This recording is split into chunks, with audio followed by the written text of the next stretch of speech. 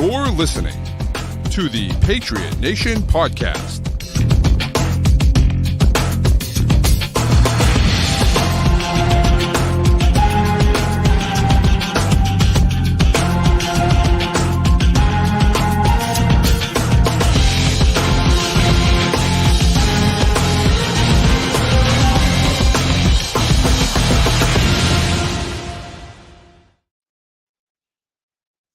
Welcome into another edition of the Patriot Nation podcast. It's your boy, Pat Lane. As always, here with my guy, Matt St. Jean. And as always, this episode is brought to you by FanDuel, the official wagering partner of CLNS Media. Go to FanDuel.com/Boston to sign up today. Matt, I mean, must win doesn't even begin to define what this game is, right? I mean, like, this is just like show up and compete and don't get your doors blown off, I think, right?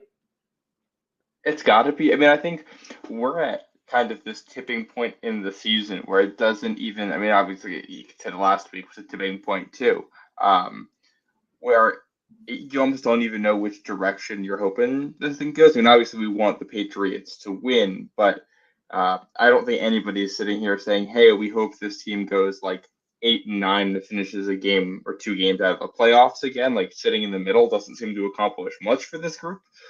And I think seems like we got some clarity the last 2 weeks in which direction it's going. And now this week we're going to find out, all right, is that really it? Or is there going to be, a pulse on this season and maybe a chance at hope? And especially, you're looking at young players too. Right. So, Alex Caruso saying tank for Caleb Williams. I mean, listen. The real Alex Caruso in the chat with us. He's a baller, man. What can you say?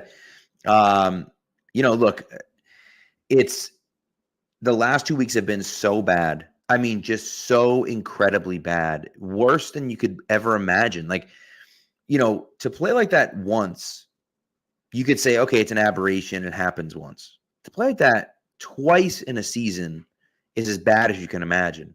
But to play like that in 2 consecutive games is something that I'd never thought I would ever see the Patriots do again, certainly under Bill Belichick. And, I think to see them come out the way they did last week was just like really shocking. And so I wasn't like, oh, okay, let's fire Bill and let's do this.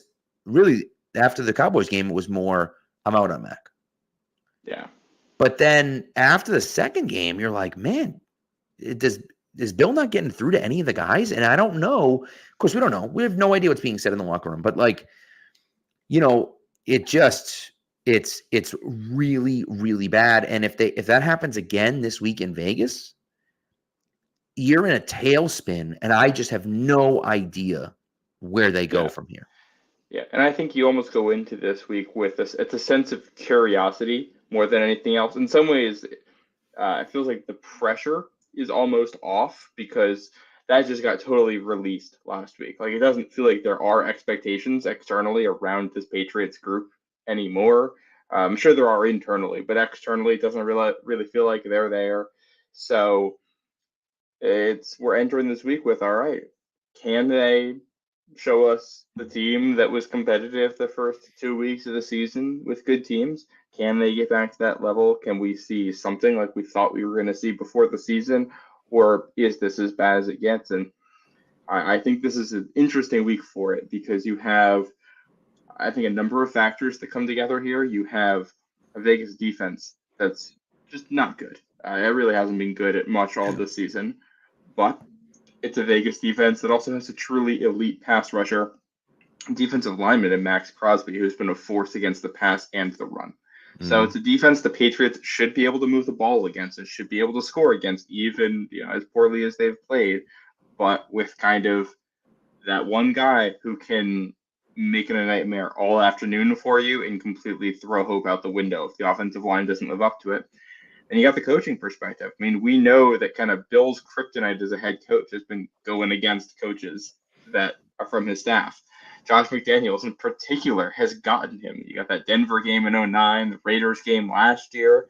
Then we've seen this even in the Brady years with former Belichick guys getting the best of them. And you got the Jacoby Myers angle. So you got a lot coming together here, but also, Bill Belichick teams have usually been pretty good before these past couple seasons of shutting out the narratives and the noise. And when you play a team that isn't that good, you go in and you play better than them and you win. And I think if there's any real semblance of that Bill Belichick in that locker room and the talent available, and the players available to execute it, then that's what probably should happen is you go out there and you play a good game, not a perfect one, but a good enough one to get a win, and you hope you can hang on and get a victory on the road. But otherwise, there's a lot of the headlines are going to be flying if it's another stinker with all the ties between these teams and the potential for the offensive line to be an issue yet again. Yeah. It's the O-line, I think, seems to be the biggest one, right? I mean, we've all talked about it, but Mike Onwenu clearly isn't healthy. Cole Strange obviously isn't healthy. And Riley Reif is finally just coming back. I don't know if he can play right tackle. Maybe he can. I think he's just, if Darian Lowe, looking how he's looked, and Riley Reif comes back and you won't even give him a look at tackle, I think that says all you need to know about how they view Reif. Right. So the issue that I have is this, right? Darian Lowe's been awful. Like, awful. Sidney So was getting a lot of work at right tackle. And I know Sidney So had come off an injury, but he's been healthy now the last few weeks. Why not stick Sidney So at right tackle? Just stick him there and see what happens. I mean, what's the worst that could happen? He looks as bad as Darian Lowe looked? Like what? What are we talking about here? Like, it can't get much worse than it got. And I think that's kind of the question with a lot of these positions on this offense right now. And it starts at the quarterback position. You're not happy with the play you're getting on the field. So Are the backups going to get a look, or are the backups so much worse that this is as good as it can get? It's tough to find out right now too, because so many guys are hurt. Some of the guys we want rotating in there might not even be able to go this week. That's one of the things we're going to be waiting on. We might be waiting until Sunday to find out who's going to be good to go and who's not. But yeah, it's if Darian Lowe is their best option at right tackle right now, man, I don't know what's going on with So. If So can't get on the field, we knew he was developmental, but I didn't know he was this developmental. If that's where things stand with that, and it's people are going to be. They already are asking questions, but that's going to only increase in volume if we say. Yeah. It does. Adam Schefter had said we're going to see changes. Bill Belichick said they're going to start over. They changed the practice schedule this week, which is one of the reasons why we went for a Thursday show instead of a Wednesday one here, to kind of get more info and see if we can figure things out. And I wonder if they're kind of holding open tryouts this week at every spot on the offense and giving people chances to claim jobs. Well, back to back, Tuesday, the fact that they went Wednesday and Thursday full pad practices is extremely rare, especially for the regular season. And so, it's one of those things for me that says to me that this team, number one, needs to get back to the fundamentals, which I think we all know anyways, but needs to get back to the fundamentals, needs to, start doing the small things right. But then also, hey, we're looking at everyone. Everyone's getting a look, right? We're back to full pads because we're basically back to training camp. And you're competing for your spot, right? And Jalen Mills talking about I only got 10 snaps on Twitter. And, look, whatever, dude. Everyone's got to perform. And if you're not performing, prepare to come out, right? And so, Mac Jones, I don't know what that means, right? If Mac Jones puts him another stinker on Sunday, I don't see how you can keep rolling him out there. I just don't know how you can do that. Now, you mentioned before the show that someone had mentioned maybe Will Grier getting a start. I think Greg Bedard mentioned that.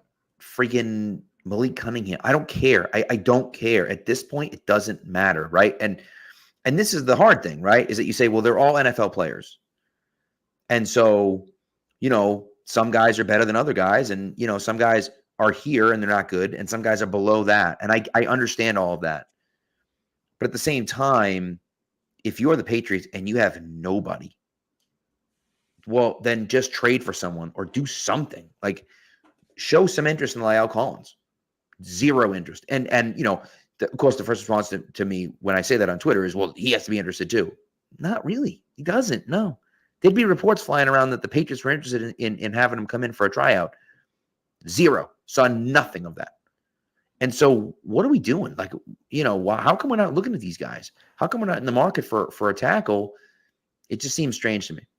Well, and I think the thing that makes it weirder is you got like City So, who's kind of what seems to be just developmental sitting there, and Wheatley, who they traded for from the Browns, who hasn't even been able to get active, I don't think, for a game yet. No, he's developmental too.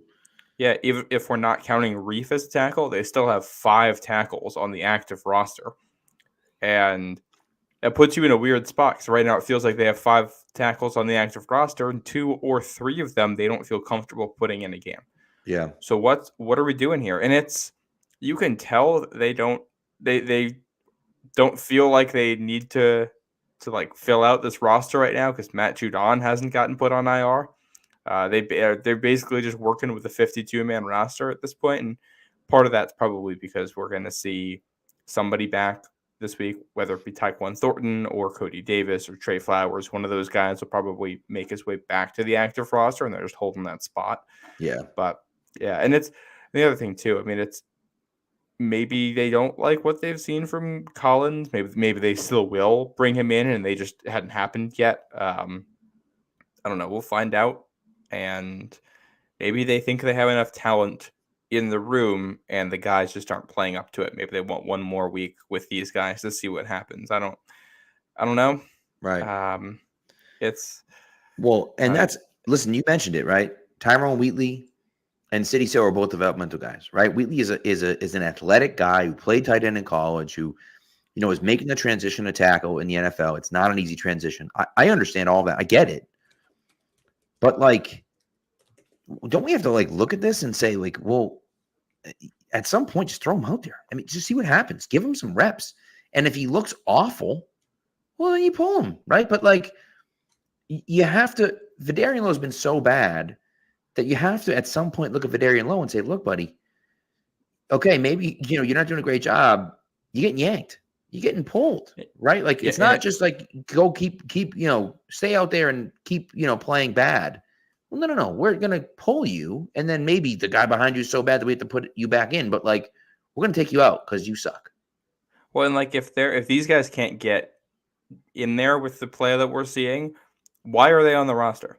Why are they taking up the roster spot? If they aren't competitive for the jobs at all with what you have there, I think you got to be kicking the tires on stuff. Otherwise, you're just kind of punting on this season. And, long term, if Mac isn't the guy, punting on this season is probably the strategy you take. You bottom out and you reset after this season. But I can't imagine that's a strategy Bill Belichick is on board with, especially not if his job is on the line this season with performance. So definitely got some question marks there. And we're not even mentioning Calvin Anderson in the tackle discussion. It was a healthy scratch last week. A guy who I think they thought could be, at least a rotational guy, a swing tackle. I thought he was good enough for that. And apparently he isn't even giving them that level of play. So I don't know what's going on there, but also I think we'll probably see some changes this week. We're going to have to, because if you look at the injury report, I want to go through this real quick because it is ridiculous. So the week 6 injury report for the Patriots as of Thursday currently has 16 players on it. That does include Matt Judon, who is basically done for a while until December or the end of the season. We haven't really gotten a clear answer on it. He's got that elbow injury. Juju Smith-Schuster and Demario Douglas, both concussions, both did not participate. I don't think we're going to see either one of them go on Sunday. I don't think anybody's.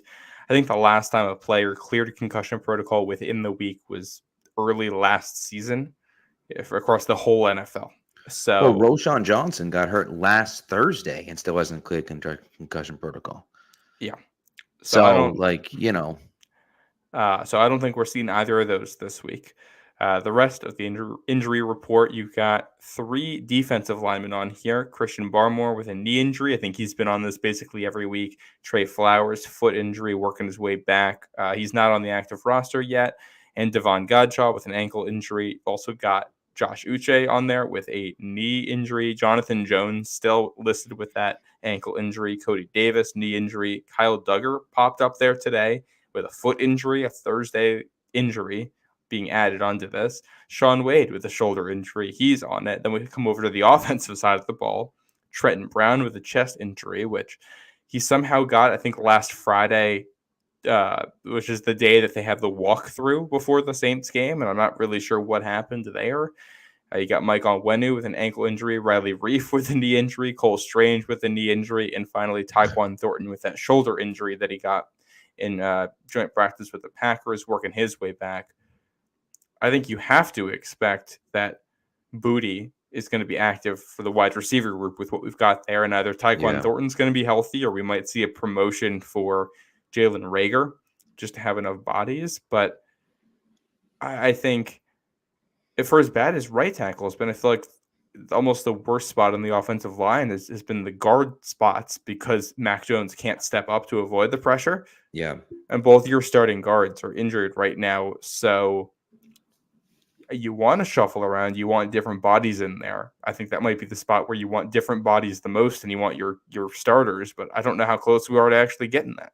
Yeah, what's funny is that they had Reif at guard for a little while in the preseason, and I think they had So at right tackle when they had Reif at guard. Yep. Right? And so to me, do that. Put Riley Reif at right guard or left guard, whichever guard is supposed theoretically that Mike Onwenu can go at right guard. So you put Riley Reif at left guard and you put Sidy Sow at right tackle, and you roll with that. Like, I don't try it. Just try something. You got to try something different, right? You can't just roll out the same guys and expect a different result, because it's not going to happen. And I know, look, they're saying all the right things. The guys are talking about Mac and saying he works hard and he's in the thing and he's blah, blah, blah. And he's saying we're having fun in practice and we're not having fun in the games. We got to find a way to have fun in the games and blah, blah, blah, and all this stuff. And like a little Cupid shuffle at practice. Yeah. And they're saying all the right things, but like, you're not seeing any of the results on the field. None of them. Yeah. And so mix it up a little bit. Take Devontae Parker and bench his ass. Bench him because he sucks. This bench is Kendrick Bourne. Like, I don't care. Do something to shake something up. Well, this is 1 week too, where I think if Devontae Parker shows that he still has some juice in him, this is a week for it, because the Raiders secondary is really not that good. And their best guy is Marcus Peters, and he's kind of in that like Jack Jones mold of guys who are going to try to like lurk and go for picks. And he's older. Yeah, he's not the most athletic anymore. I think Devontae Parker should be able to beat him one-on-one when he gets opportunities. And it's rookie Ja'Cory Bennett on the other side. And like, I liked him. I thought he was okay, but he's a rookie 4th round pick. Nate Hobbs is out there. David Long, Amik Robertson. Amik Robertson did get a game-ending pick on Monday Night Football against Jordan Love. So credit to him on that. But you read the Raiders fans, that's not something he's really been doing for them. Which, by the way, I saw 21 out there with a game-ending pick for Josh McDaniels and a former Patriots coach. I immediately thought, now I'm not thinking Malcolm Butler. I thought it was Daron Harmon. I just assumed that Harmon had ended up in the closer, Vegas, and I missed it. Yeah, but man, this Raiders secondary is not good. And I think for your 2 veterans who should be good to go this week in Parker and Bourne, assuming they're still going to get plenty of playing time, I think they have to. This is a week where they should be able to get separation. If they can't get any separation this week, then this thing is toast. There's no hope for this thing. Yeah, it's gonna be real bad. It's gonna be real bad. By the way, Gary says hello from over in England. Old Man Mob says hello over around here too. So we appreciate you guys tuning in. And Matt Minetto staying up Matt late. Minetto. Yes. Appreciate you staying up late, Matt. And Gary points out that Max Crosby looks frightening. He does. He looks really frightening. But again, you come back to what's going to happen offensively. And to me, this is the game. If you don't show something offensively, I'd mix everything up. I'd change everything. I don't even know what that means. I don't know who's going to be out and who's going to go in. it doesn't matter. You've scored 3 points in the last 2 games, right? Like, Yeah. you can't do that and expect to even compete. And so, you talked about the last 3 games, you've scored a total of 18 points in the last 3 games. Like 18 points in the last 3 games combined. Well, and 2 of those are defensive. So, Right. the safety from Judon. So, see, there you go. So now you've scored 16. You scored 16 points offensively. Your offense has produced 3 games. 16 points in the last 3 games.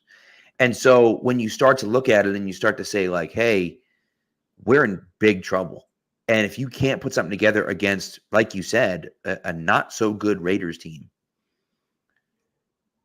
I don't know where we go from here, right? And again, it's start over. And I know they're saying start over, but like, they're starting over. They're going back to basics, and they're going no. Start over. Like, we're going back to the beginning of camp, and Will Grier's our number 1 quarterback instead of Mac Jones, because we can't. We just can't. And like, Kayshon Boutte is the X because Devontae Parker was hurt, so we're starting over there again. Devontae Parker go right at the bench, and Kayshon Boutte will play the X. And like, just do that. Just see. I mean, again,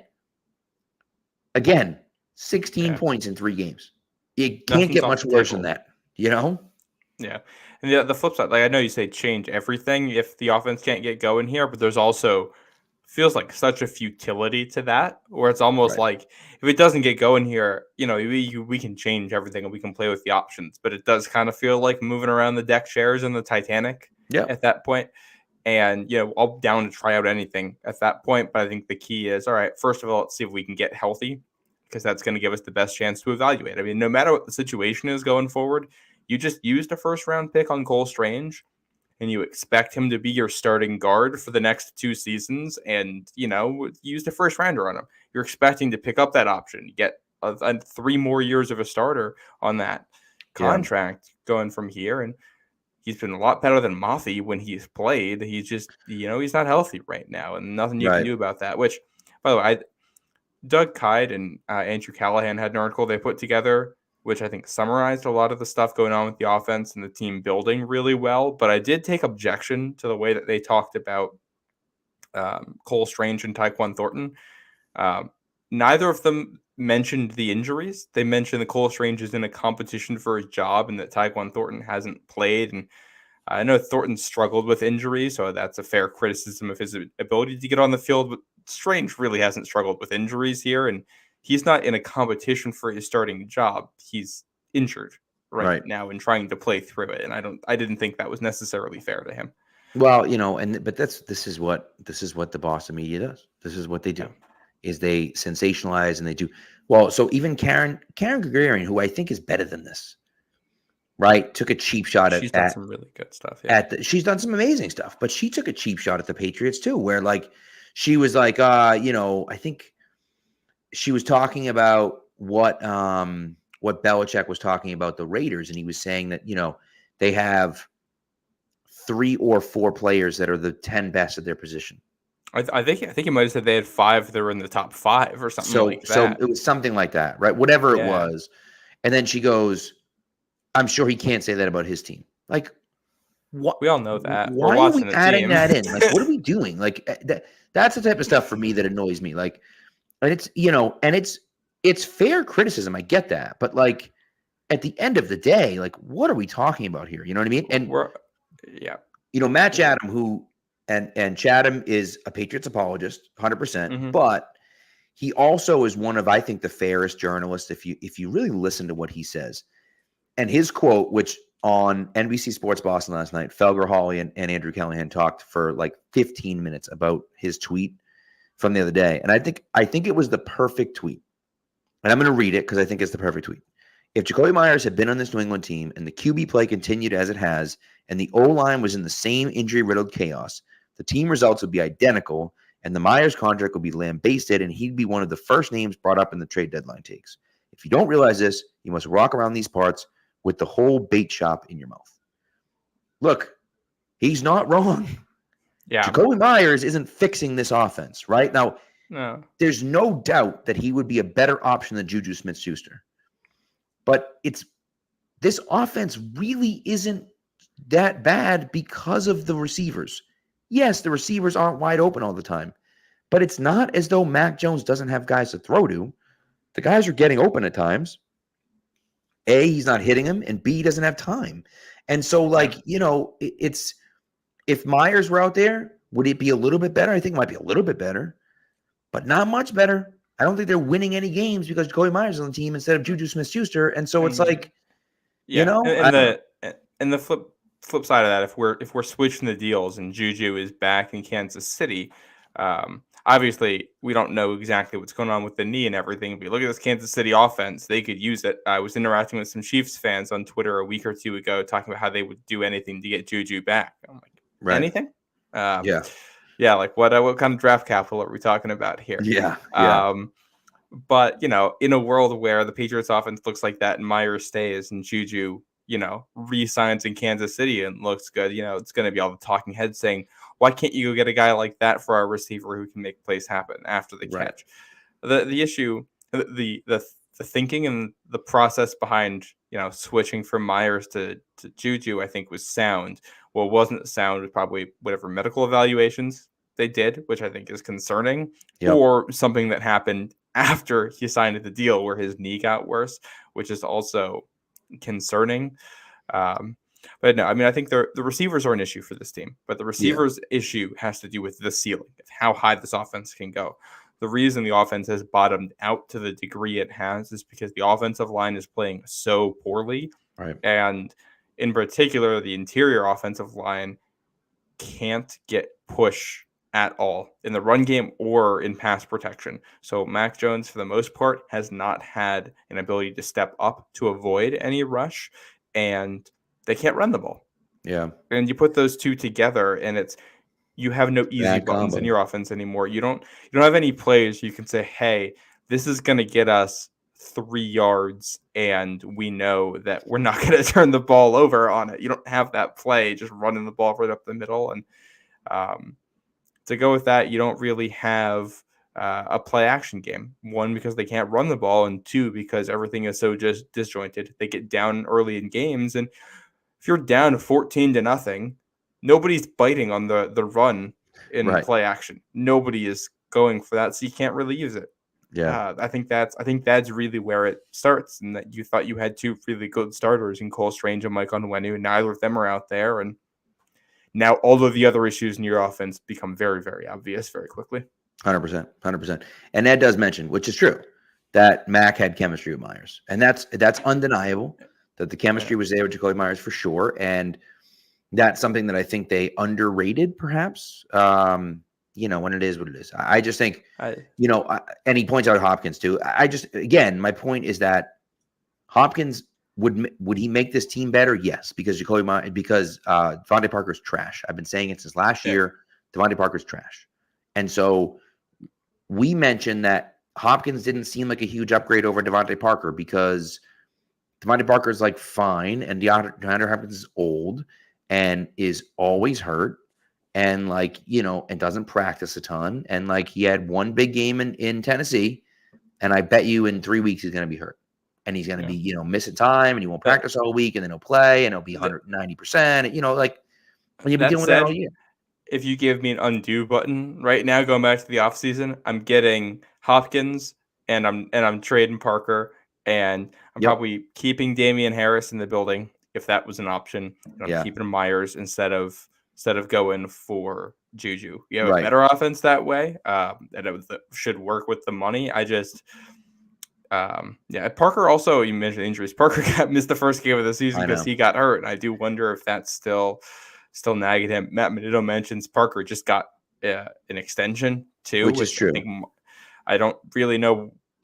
Based on what we're seeing right now, I don't know why they did that. So I wonder if something happened and he looked different in camp, because with what we're seeing, that makes no sense. Yeah, and I think so. The dead cap hit next year is still kind of big at $6 million. But the dead cap hit the year after in 2025 is small. It's like $1 million. So it does sound like they might be locked into keeping Juju and Devontae Parker through next season, which is tough because if let's say you're trying to get these young guys involved, and it's Thornton and it's Booty and it's Douglas, and you probably, I have to think you're drafting a receiver next year at some point or adding somebody. So you might be just trading one of those guys and eating. But not necessarily. I mean, $6 million isn't that bad to eat. You for can eat dead that. cap. It's not a big deal when you got $100 million in cap space. So yeah. I want to touch on something with the Myers stuff, because for as good as Myers is, I think he actually has worse separation numbers this year than Juju Smith-Schuster does, which is funny. Probably, more of a flaw with the statistic in the way that's measured than anything else, and the types of looks they're getting, all that. But for as good as Myers is, there's actually here's the name for you, Pat. He has a little bit of Stevie Johnson in his game, where he'll freelance a little bit with the way he runs routes. Yeah, and I think he gets open a ton. I think he didn't always get open within the timing of the play, and I think that may have been a frustration, and that may have been why the team wasn't as willing to go as high with the money as Vegas was there. Yeah. Be curious to see it, up close on Sunday with the Pats playing against him, how he looks, because he's a good receiver. I think he's a really good number 2. He's a really good possession receiver. He catches a lot of balls. He does get open against man coverage, and that's still an improvement over some of the other guys. So yeah, I don't think I think people remember the highlights with him, and there were more lowlights in there, not including that Vegas play last year, than people remember. Yeah. He's a little bit streaky as a player, and I love Jacoby Myers. Don't get me wrong. Like I said, I'd take him back New England over what they have in a heartbeat. But if you're locked into having Parker and Bourne, then you really only have one spot you can upgrade. Myers as a free agent, so trying to upgrade that spot is kind of the logical. Yeah. And because things aren't working out, you have a tendency to look back with rose-colored glasses, right? Because to the way things were when everything was good, right? And so, it's only natural to feel that way. So, all right, let's take a quick break. Can I grab a comment before we do that? Yes. Because there's a comment here from TJ Pinder. Do you guys find it disrespectful when folks say, quote, Malik Cunningham isn't a quarterback? He was a starting QB for 5 years at Louisville. Not saying start him, but I find that talk rude. I don't know if you're quoting from a specific person when you say he isn't a quarterback, but I just wanted to add context there. From what we've heard from the team, he is practicing as a wide receiver and has been playing for them as a wide receiver since camp started, with occasional look at quarterback. Whether I think he could be a quarterback in the NFL, maybe. In theory, he has the tools to do it, but the team doesn't view him that way. So I don't think it's necessarily disrespectful to say he isn't a quarterback when they have him labeled as a wide receiver right now and want him to play there, which I also think is something we talked about back in the preseason. I thought he looked good enough as a quarterback against the Texans in that one drive, and bad enough as a receiver throughout the rest of the preseason to say, hey, let's try to develop him as a quarterback. It seems like the team doesn't agree, and they're still going the receiver route with him, which, again, if we want him to play quarterback this year, I don't know if that can happen. I don't know if he knows enough to do it, or if he's ready right now. Well, not just that, but don't forget now, he got cut by the Patriots, right? He was cut by the Patriots. He signed their practice squad. If there were a team out there, this is multifaceted because we don't know what Malik Cunningham thinks either, right? But if Cunningham had it in his head that he wanted to play quarterback, and there was another team in the NFL that said, hey, we'd love to develop you at quarterback, sign with our practice squad, then he would have, right? Like, you have to believe that he would have if that were the case. And either A, there was nobody else that was interested in having him as a quarterback, which again, no idea. I don't know. Like, you'd have to talk to him and his agent, right? But either A, there was no one else that was interested in having him as a quarterback, or B, he looked at it and said, I think my most realistic chance of playing in the NFL is as a wide receiver. Those are the only options, right? And maybe he could be a quarterback someday. I do think the way the NFL is going, I've seen enough from Cunningham that I think it's worth to at least look at him. Yeah. Because he has special traits as a quarterback. Does he have special traits as a wide receiver? That I don't know. But I know he has special traits as a quarterback. Now, can he read a defense? Can he throw in rhythm? Can he put enough touch on that stuff? I have no idea. But like, at least you could try it, And so, I'm surprised that they haven't given him a chance there. I'm surprised that they haven't thought about it yet. But clearly, they have something else in mind. And again, either everyone else in the NFL agrees with the Patriots and feels that he's a wide receiver, or he agrees and thinks, I don't really want to play quarterback in the NFL. I'd rather be a wide receiver. Yeah. And this also, like, he is an undrafted free agent. This isn't like the Lamar Jackson stuff where I think that was kind of rude to look at his skill set and say this dude's a receiver when he clearly had some crazy athletic traits at quarterback. Cunningham just isn't athletically in that tier. If he were, he would have been drafted, and he either would have been drafted as a quarterback or somebody would have said, hey, this dude has crazy athletic traits. Even if he isn't a quarterback, we'll turn him into something else. Right. So yeah, he's good. And the comment had mentioned that he started for 5 years at Louisville. It's going to sound weird, but that's almost a knock on him. Yeah. If you're a starting quarterback for 5 years in college and you haven't gotten the call up to the pros at some point in there, if you haven't left early, most of those guys, if you have that much experience and that much time in college and you haven't developed into a pro-ready guy, you're not going to get drafted. I don't know, Matt. Bo Nix, though. Could be good. Bo Nix and Michael Penix, too. Could I be think good. he's in his sixth year there. Listen. We got hey, for those interested in potential future Patriots, this Washington-Oregon game on Saturday. So it's the 6-year league, man. Yeah, you got Bo Nix and Michael Penix on opposite sides there, and you got a Washington receiving core that has 3 dudes that are going to get drafted this year. So yeah, lots of names to watch there. Yeah, it's ugly. So, all right, let's play a quick ad, and then we'll get back into it. I want to talk about what the Patriots can do to win this game, number one, and then also what it's going to look like moving forward after that. So, quick word from our sponsor, and we'll be back. Snap into the action this NFL season with FanDuel, America's #1 sportsbook.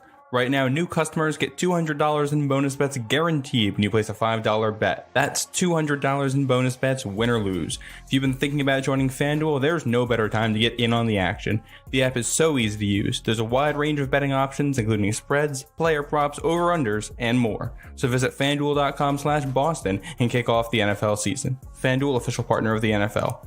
Ages 21 and up and present, Massachusetts. Hope is here. First online real money wager only. $10 first deposit required. Bonus issued as non-withdrawable bonus bets that expire 7 days after receipt. Restrictions apply. See terms at sportsbook.fanduel.com. GamblingHelplineMA.org or call 800-327-5050 for 24/7 support. Play it smart from the start. GameSenseMA.com or call 1-800-GAM-1234.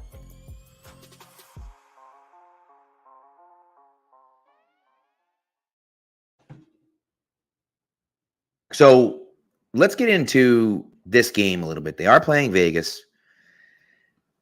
And, look, and again, as we said, I think the path for success for the Patriots here against Vegas is going to be your offense, number one, has to get going. This defense is not good.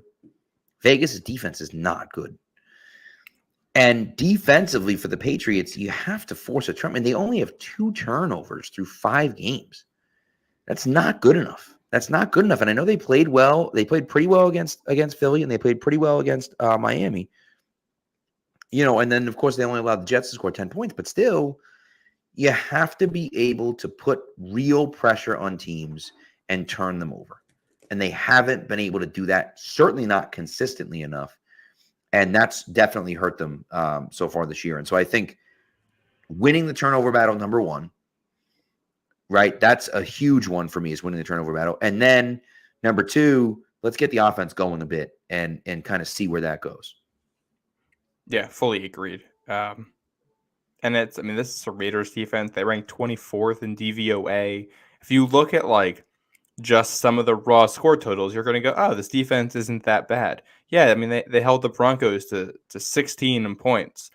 There were only 6 total possessions in that game or something like that. The Broncos had 6 possessions, scored on 3 of them. Yeah. And that's kind of how it's been. The Bills put up 38 on them. The Steelers had 23 points, which is a lot for this Pittsburgh Steelers team. And even the Packers moved the ball. They just couldn't stop turning it over. Jordan Love looked bad. So winning the turnover battle, I think, is number one. I think number two is going to be do not let Vegas's stars break the game for you. And that's Devontae Adams and Max Crosby. Yeah. They got one guy on each side of the ball who can single-handedly win this game. You got to find a way to take him away. I'm curious who they put on Devontae Adams. We'll see if he's healthy. I feel like that's got to be J.C. Jackson, though, and you probably want Jonathan Jones on Jacoby Myers. Or Miles Bryant could take Myers. We'd probably see a ton of zone again, is my guess. Yeah, you're probably right about that. And, I don't know, because this is the situation where, clearly he's not as physical, but a guy like Christian Gonzalez has the length to go up against a guy like Devontae Adams. And, of course, Adams is still a monster, and it's not going to be 1-for-1, but at least he's big and has the length.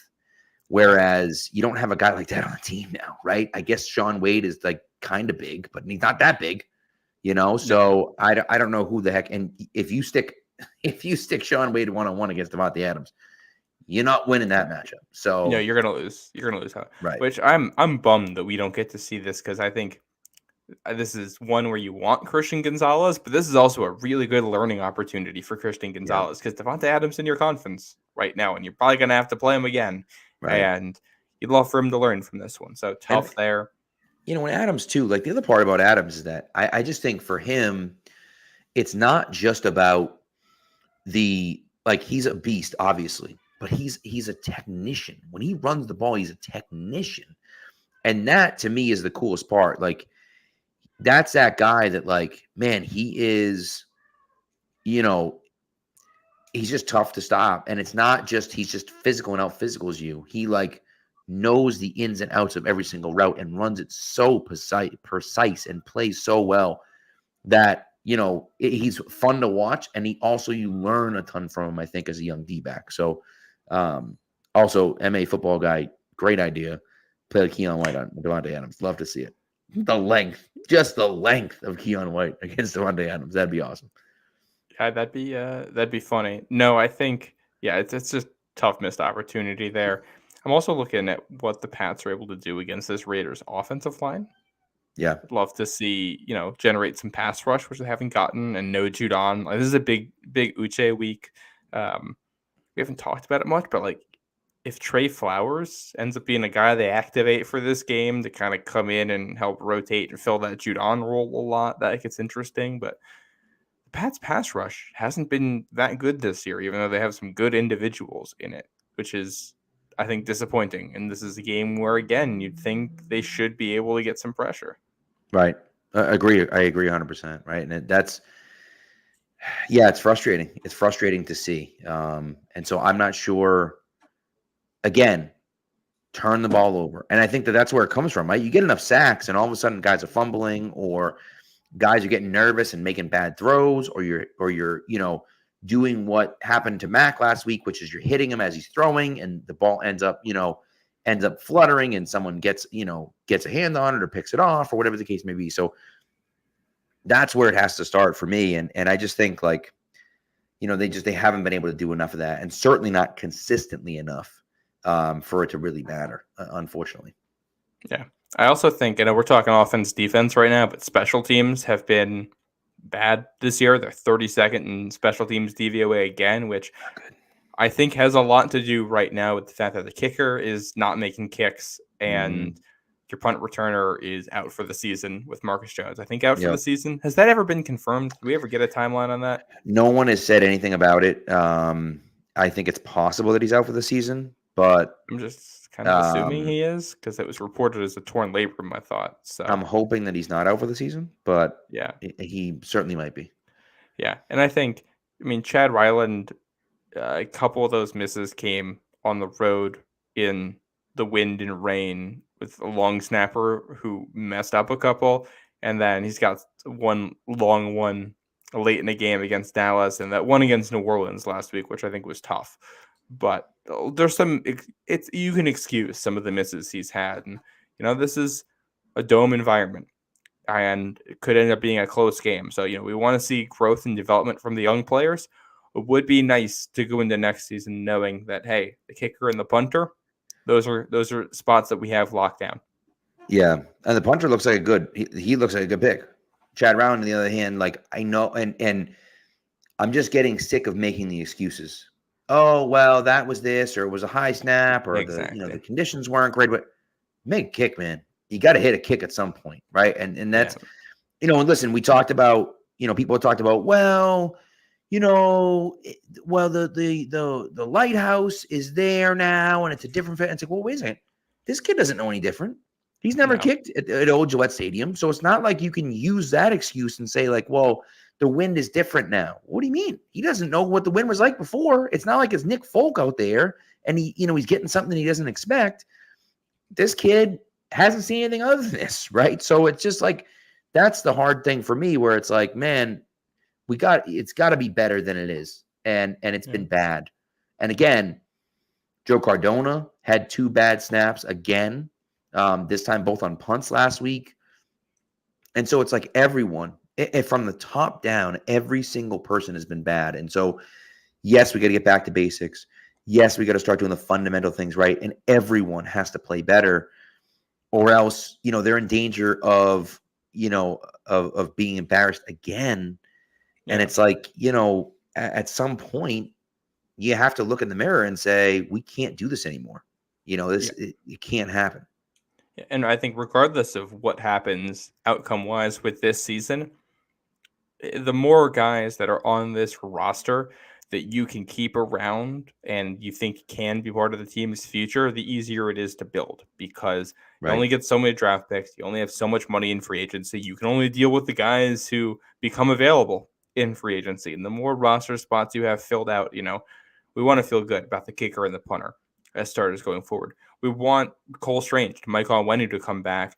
Strange, so if you can count on him to be your starter going forward, and on Onwenu, because this is a contract year for him. And we're still trying to figure out if he's going to be back. I think those are guys you want to figure out. You got the looming stuff with Uche and Duggar also hitting free agency. You want to know which direction you want to go with those guys. And Tyquan Thornton, Kayshon Boutte, Demario Douglas.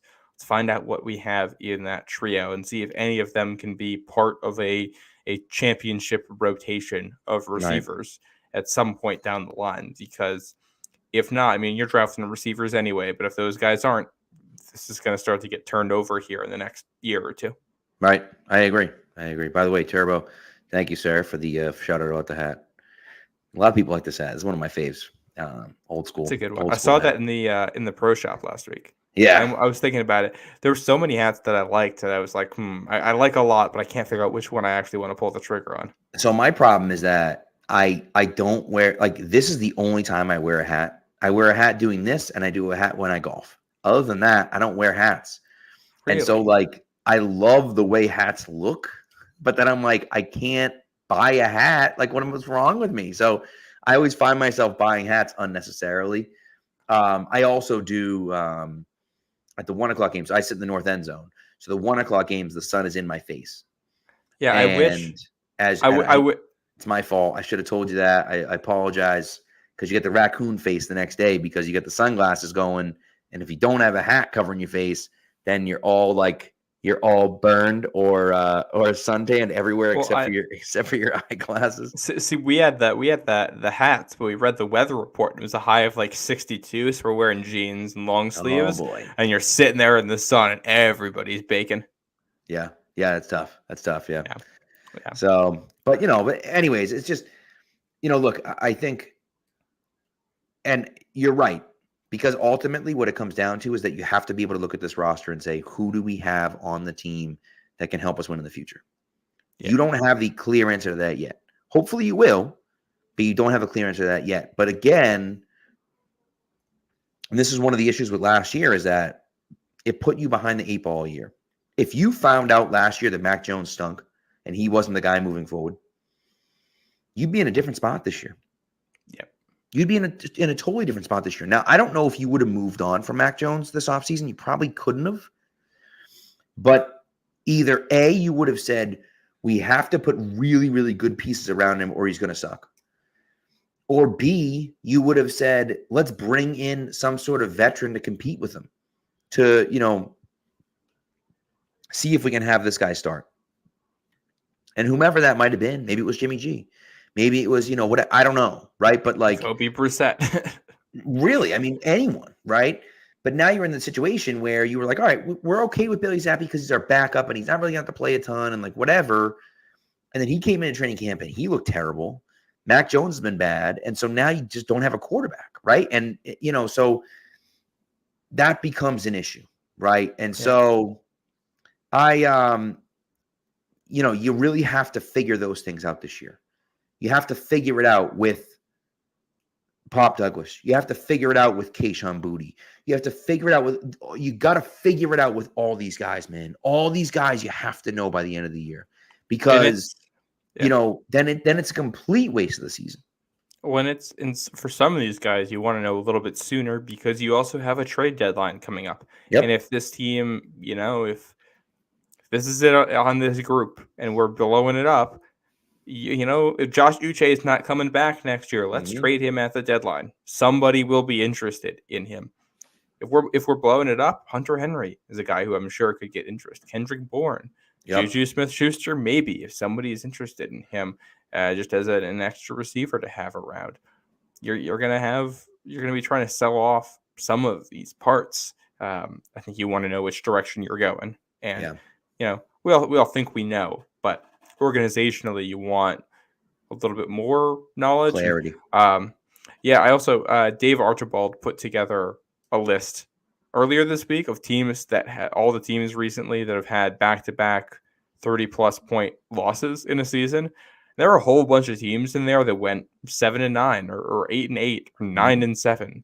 So I don't know. I think these last two games were bad. But I don't know. The tone of the players last week felt very much like, man, that stunk.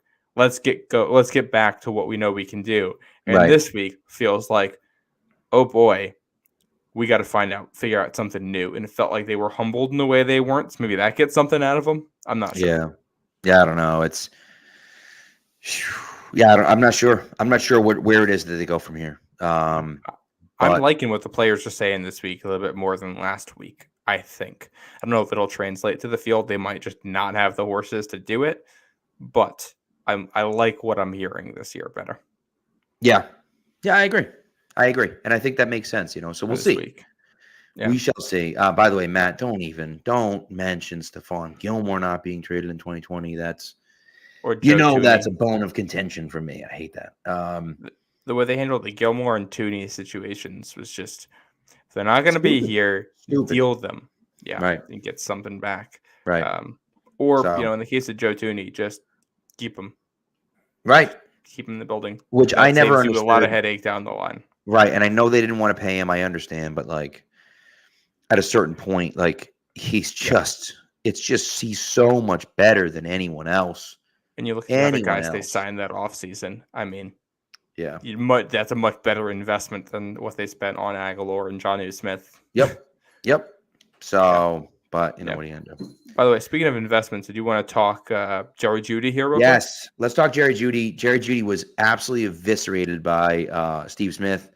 And I know you said this, and I saw a few other people say this too, like, it was a little childish of Steve Smith to kind of go at him like that. It definitely was a little childish of Steve Smith, but I thought it was hilarious. I thought it was hilarious. It was funny.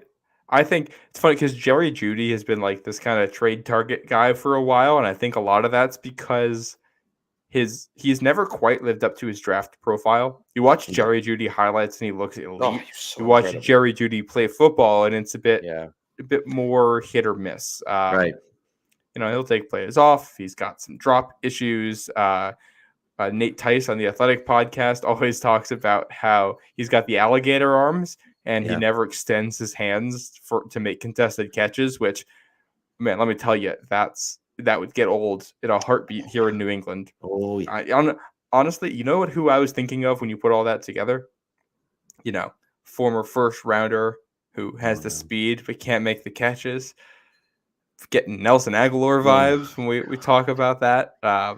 Which I think Judy's a better athlete, probably has better hands, but also takes more plays off. Aguilar, for all of his warts, never took plays off. He gave 100% the whole time. He just can't hang on to the football. Right. And I think, the biggest thing for me, look, I'm a Jerry Jeudy truther. I really am. I'm a truther. I love Jerry Jeudy. I traded for him. I'm in a few dynasty leagues. I traded for him in a bunch of dynasty leagues. Not even last year, 2 years ago. Because I was like, this is gonna be it. He's gonna blah blah blah. Like whole thing. I'm like, he's gonna kill it. And then he was sucked that year. Then I'm like, all right, now Russ comes in. I'm like, oh, now he's totally gonna get no. Okay. All right. Okay. Now this year for sure. He's never done it. He just hasn't done it. And so, like, I understand theoretically, he's a really good player. Theoretically. But, like, is he a really good player? Because I don't see it. I haven't seen it from him. And so, like, I know that it's there. But, like, I don't know. I haven't seen it on the football field in the NFL. And so, like, oh boy. Then, like, how do you, I don't know. You're projecting. And then it's like, well, what are we doing? He's in year 3, year 4 or whatever. He's in year 4. Like, you can't project that. No, and it's the other thing too. Like, I wouldn't mind bringing him into New England. I think he's an upgrade on what you have right now. Right. But also the cost you're paying because he kind of has that premium label on him from his draft status, I think probably ends up being too much. We'll see what it ends up being now, and we'll see what Denver wants to sell him for. But also, if Denver is selling him for cheap, that becomes a red flag, because that offense it has been better this year, but like they're not.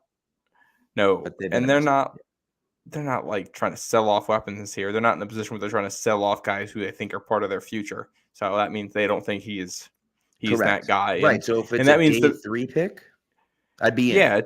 Yeah. But the other thing is, you're gonna have if he's good, you're gonna have to pay him, and I think he might end up in that Nelson Aguilar tier contract wise, or in that Juju Smith-Schuster tier contract wise, where you're even those guys didn't get crazy money. You might end up having to pay him a lot of money for not great production. Well, I think then the question becomes, like, do you trade for him in, like, for instance, if the Patriots like Jeudy, let's just say they like him. Yeah. Okay. It's worth giving up a 4th round pick for Jerry Jeudy to get him in the building and see what he has.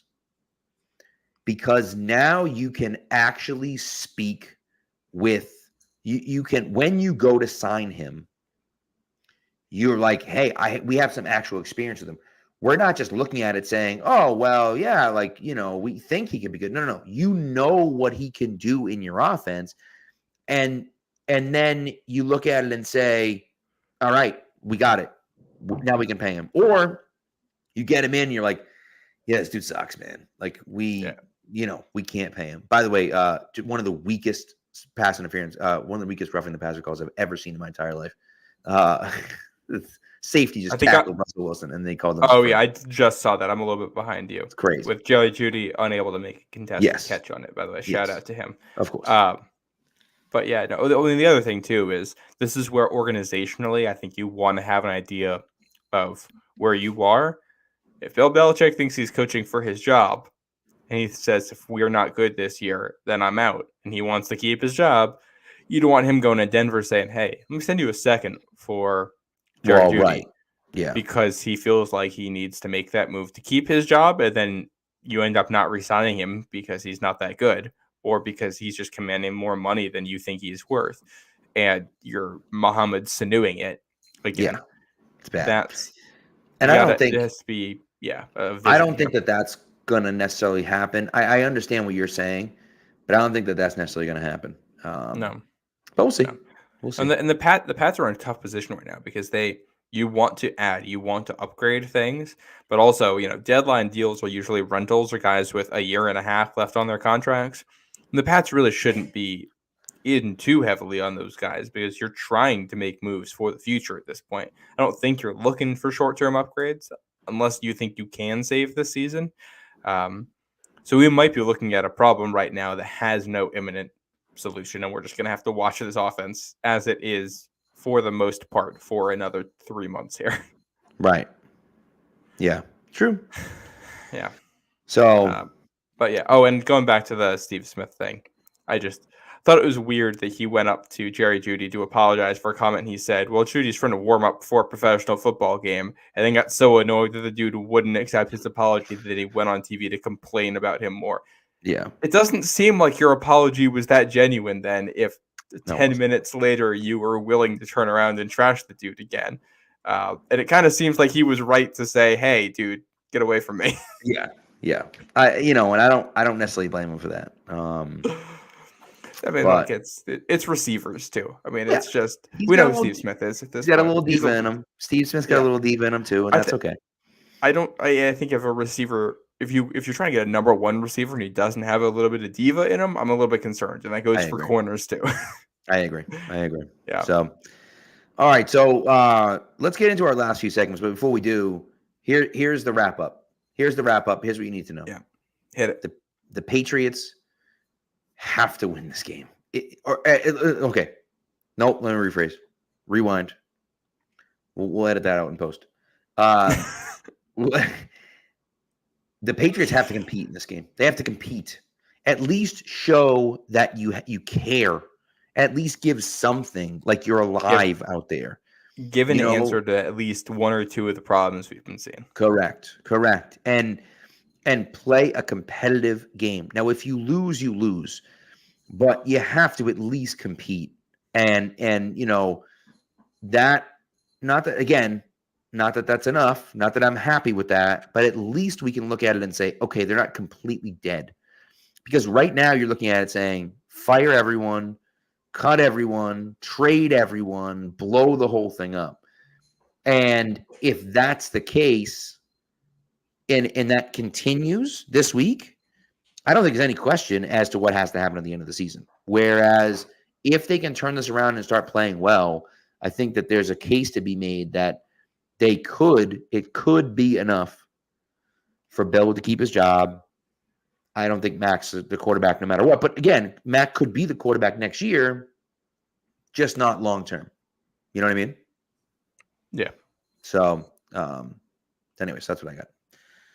All right, let's get into our these last three segments. The last three segments we have.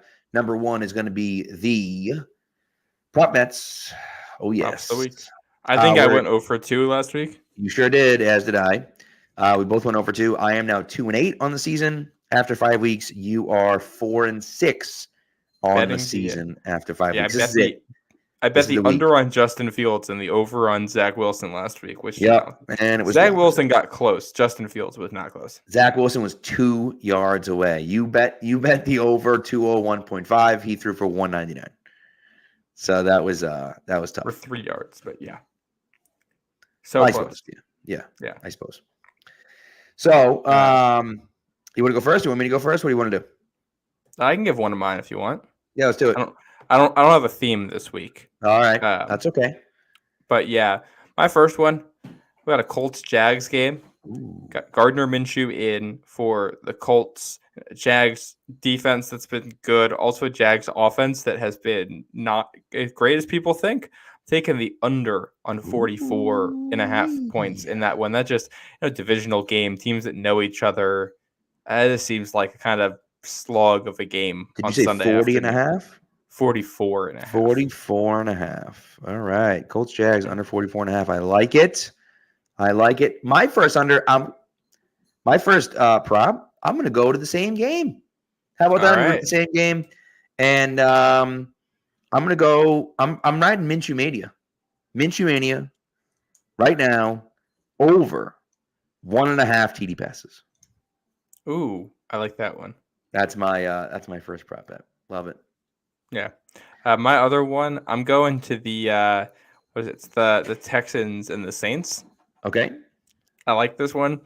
The Saints, basically all the touchdowns they've given up this year have been through the air, and we've seen CJ Stroud throw a ton of touchdowns this year. We got no Tank Dell this week. I think he's concussed. So we're going with the Dalton Schultz anytime touchdown for the Texans. A little tight end touchdown action. Kind of like this one. Schultz. Okay. Yeah. All right. The one spot the Saints have really locked up in the red zone has been the X receiver. So no Nico Collins. We'll attack the middle of the field. We'll take the tight end. I like it. I am going to the Vikings game. The Vikings, of course, just got announced that Justin Jefferson is missing the next 4 games with an injury. And so Jordan Addison stepping in to fill the void, over 53.5 receiving yards. I like it. Jordan Addison this week. So I like it. Yeah, so there you go. So maybe I'll win one of those. You never know. Can't get much worse than it has been so far this year. But 2-8 and 4-6 has not been great, Matt. It's not been great, but No. Yeah. So yeah. There's your prop bets. By the way, we got Travis Kelce jogging off with a little injury there. Yes, and then jogged right back on. Missed one snap. He? Yep. Okay. Missed only one snap. You're ahead of me then. I'm a little bit behind here. Oh, see, I'm watching on. What are you not watching on Prime? I'm on my phone. So I guess that's just fine. Okay. Yeah. I'm watching on the PlayStation, on the TV. Yeah. I love it. All right. Should we do trivia time? Let's do it. Yes, trivia time, and then we'll do this week in sports history. Yeah. All right. So trivia this week. Last week's, for those who are around for it, was who caught that 4th down conversion against the Saints. That was Austin Collie who had it back in 2013. Dave Archibald got that one. Tonight's trivia question, and of course, whoever says it first correctly in the chat or in the YouTube comments or on Twitter or whatever, whoever says it first gets entered to win a prize. I think our first drawing is gonna be the bye week. So definitely get an answer in. This week's question: which Patriot had 3 touchdowns in New England's last win over the Raiders back in 2020? Which Patriot 3 touchdowns in 2020? Yeah. Wow, that's a tough question. Yeah. This is so you think about who was on that year's roster. While you think about it, I also got some stats that I meant to bring up earlier in the show, and I forgot about until I just checked my notes for the trivia question. So here, Pat, I'll bring these up. Let's we're going to talk about this. I was looking at some of the receiving stats just to see where New England's receivers and stuff are. Yeah, we had mentioned that Jackson Smith-Njigba is the only receiver behind Juju Smith-Schuster in yards per target this year. Yep. The Patriots also have the player with the lowest yards per target qualified, the 141st, and that is Ezekiel Elliott. And Zeke and Ramondre Stevenson are 141st and 140th. That's last and second to last in success rate for qualifying receiving options. So success rate, it depends where you're getting it from, but it's basically to qualify as a success, it's a play that is a positive. So, usually like first downs or guys who are picking up a certain number of yards, things like that. And those guys have not done it. Zeke does not have a single first down as a receiver so far this year, despite having, I think, like 15 targets or something like that. So they haven't done much. And Juju Smith-Schuster right down near the bottom of that list. When it comes to yards per reception, there are only 4 receivers worse than Juju. Those are Jackson Smith-Njigba, Paris Campbell, Wan'Dale Robinson, and Kadarius Toney, which I found funny because I've heard Patriots fans clamoring for every single one of those players to be on this team at some point. It's very true. Oh man, it's very true. You know what? My favorite one is the Jets are in discussions about to move off of McCole Hardman. And people are like, whoa, he could be an intriguing option for people because he could. I was like, would you stop trying to? I feel like the girls from Mean Girls, where it's like, stop trying to make McCole Hardman happen. He's not good. He's not going to be good for anyone. He stinks. No. He wasn't He's good in the just Chiefs, for God's sakes. If you want another Philip Dorsett, I'm all ears. But I don't know if anybody wants another Philip Dorsett. Well, but I would even say Philip Dorsett was better than him, because Dorsett at least would make a catch in a big moment, man. Like he usually did the right thing. Yeah, but not McCole every Hardman time, but stinks. most of the time.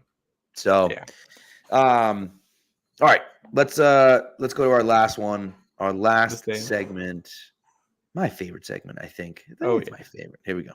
And now for something we think you'll really like. This Week in Sports History. All right, so I have two. I'm going to start. Go for it. This day, which is October 12th, 1853. Okay, John Morrissey wins boxing title when Yankee Sullivan leaves the ring after the 36th round in a fight with Morrison's fans. That's insane. Now, let me tell you something, okay? These guys are bare knuckle brawlers, all right? And you got to read up on some of the history. It's John Morrison versus Yankee Sullivan. If you read up on some of the history, they fought in the Boston. Shoot, I had it pulled up and I think I missed it. Oh yeah, here it is. The what was called, at least at the time, where the hell is it? The Boston Corners. Boston Corners was a spot between New York and Massachusetts that New York and Massachusetts would fight over, because they were arguing about whether it was in Massachusetts or in New York. And so it was declared that it was neither in New York nor Massachusetts. And so it was not policed. It was an area that was not policed. And so back in the 1850s, boxing was technically illegal. It wasn't technically illegal, but you would be arrested for like causing a ruckus, basically. Mm-hmm. But so you would have these fights, bro. And these guys, I'm telling you, man, the history behind this is so wild, because like the two of them were like worked for politicians, and they were like leaders of gangs. And it was, I mean, these guys were like absolute, like worst of the worst. And like John Morrissey was like 23 and Yankee Sullivan was like 40.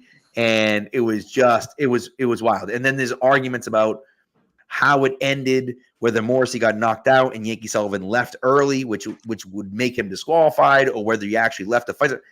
So it was 1853. So like there's, it's not like it was actually televised or anything like that, right? So no. So there's arguments about how it happened, but the history behind it's so fascinating, because these were like, there's such like eclectic guys, and there's like so much like weird intrigue and like, sus stuff going on, that it's a fascinating read. So if you get a chance, go on and read John Morrissey versus Yankee Sullivan. And it's just like the history behind it is so funny and crazy to read. But 36 rounds of bare knuckle brawling is sounds insane. Like that's metal. It sounds like I'm taking a Wikipedia deep dive tonight then after this on that one. Mine, we are going back to 1963. The final event at the Polo Grounds in New York City. Over 14,000 people attended the first and only Latino All-Star game. The National League would win over the American League. I love it. Here in New York City, Polo Grounds, a legendary venue. Sure was. You can. Yeah, I like to play in that in MLB The Show video game. Mm-hmm. It's so much fun. My favorite was MVP baseball in 2005, the one with Manny on the cover. Manny, yeah, the best one. And then you'd play home run derby to 10,000. Is that the arcade mode that had like ramps and stuff in the field? Yes, that was crazy. Yeah. That was wild. My dad and I would play that all the time. It was just so much fun. It was so hard, but it was so much fun. Go ahead. No, it was just we did home run derby, but it would be first at 10,000 feet, and you just like be smashing home runs to dead center field in the Polo Grounds. It was fantastic.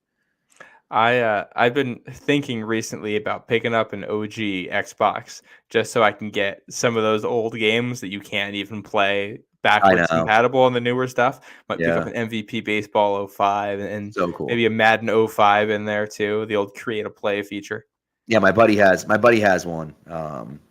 I think he has an old PlayStation 2. I think he's a PlayStation 2. And so he has some of those old games, which is really cool. So, but anyways, before we leave though, quick shout out to my father-in-law, who in 1 hour, it's going to hit his 70th birthday. He is currently, so how about this? Okay. He just got his Irish passport because his grandfather came over from Ireland. And so he applied for his passport, just got his Irish passport, and he's going to land in Ireland for his 70th birthday. So his 70th birthday is tomorrow, and he's currently on a plane over the ocean. And when he lands again, he's going to be in Ireland, and it's going to be his 70th birthday. And like, that's just so cool. So that's amazing. Yeah. Yeah. So do you have another on this day? That's it. So I do. Sorry, I didn't give my second one. I got sidetracked there. My second one was on this day, which again, actually tomorrow, October 13th, 1903, the end of the first World Series. The Boston Americans beat the Pittsburgh Pirates 3-0 in Game 8 at Huntington Ave for a 5-3 series victory. Love it. So there you go. First to 5, which is wild. So yeah. So there you go. Yeah. I got another one here just because I saw it on the timeline. We're a day early, but October 13th, 2013. So a decade ago somehow. Yep. David Ortiz, grand slam, and Brady to Tompkins against the Saints. What a day! Legendary Boston sports day right there. What a day! I missed the Saints game because I was at a wedding, obviously, because as you know, I've missed the last 10 years of Saints games. And I came home. My daughter was just born. My daughter had just been born, and what's it called? And I watched the game with my sister-in-law downstairs. My wife had gone to bed. My kids were sleeping, and we watched the game. It was wild. So yeah. Good so stuff. there you go. So that was fun. That was fun. So we'll be back Sunday evening. Yes, Sunday evening after the game. I'm going to be at Gillette actually watching. They have like a away game viewing party or whatever. So I won't stay the whole game because I'm taking the kids. So I'll probably come home at halftime or whatever. But we're going to go up in the lighthouse. We're going to do some different things. So that should be a lot of fun. I love it. I love it. Should be a fun time. So anyways, that's what we got for tonight. Thanks for coming through, people. We appreciate it. Thanks to everyone in the chat, as always, for coming through. 2K98 on Dreamcast. Come on, dude. I never had Dreamcast or anything like that. I was a PlayStation guy.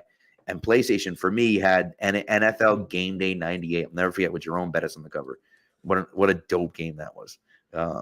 When I first got it. So yeah, back in the day, gets me nostalgic for the old times. So, but anyways, thanks again for guys for sticking through. We appreciate it, and we'll talk to you guys on Sunday night after maybe another game, competitive, winnable. Game? I don't know. Winnable.